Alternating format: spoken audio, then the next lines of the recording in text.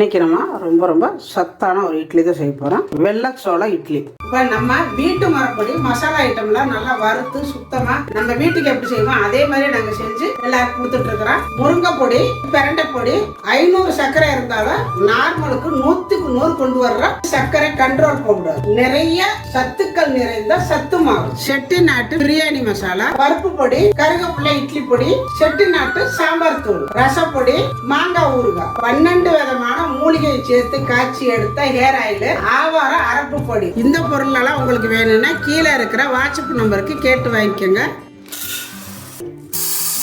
3 tumbler சோளம், 1 tumbler ration புழுங்கல் அரிசி எடுத்துருக்கிறேன். மொத்தம் 4 டம்ளர் எடுத்துருக்கிறேன். இப்போ இது தண்ணி ஊற்றி நல்லா ஒரு 4 கழுவு கழுவிக்கலாம்.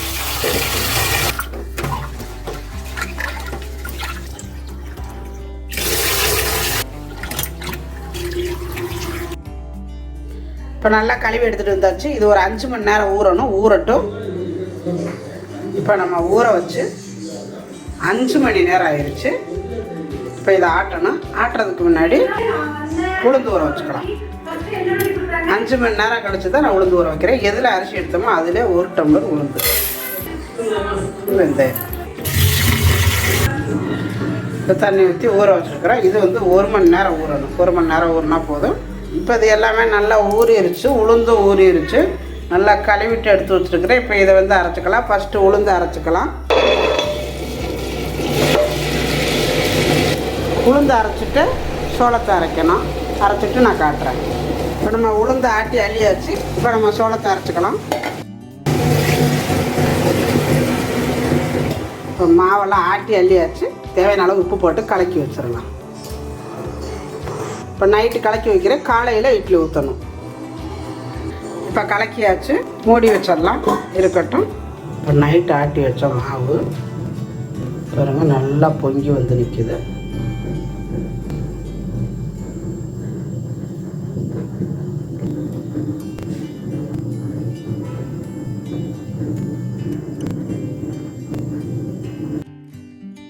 நல்லா இந்த மாதிரி தண்ணி காஞ்சதும் இருக்கிற இட்லி எடுத்து வச்சுக்கலாம்.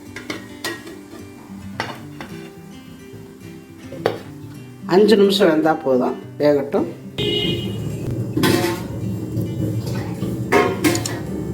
வெந்துருச்சு, எடுத்துக்கலாம்.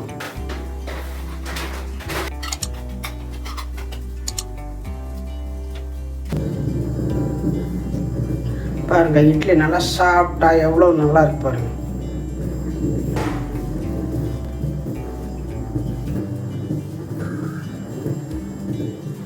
இதுக்கு நாட்டுக்கோழி குருமா பாருங்க.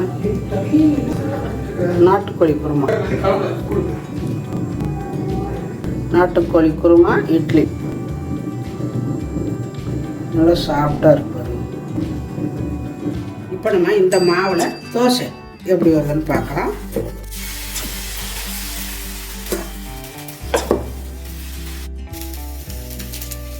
தோசையும் நல்ல முருகலாக வந்திருக்குது. இந்த மாதிரி பொருளெல்லாம் எல்லாரும் உங்கள் வீட்டில் குழந்தைகளுக்கு செஞ்சு கொடுங்க. அடிக்கடி ரொம்ப நல்லது. செஞ்சு பார்த்துட்டு எப்படி வந்துச்சு அப்படிங்கிறத கமெண்ட்டில் சொல்லுங்கள். இந்த வீடியோ பிடிச்சிருந்தா லைக் பண்ணுங்கள், ஷேர் பண்ணுங்கள். செட்டிநாட்டு சமையலுக்கு சப்ஸ்கிரைப் பண்ணுங்கள். நன்றி. வாழ்க வளமுடன்.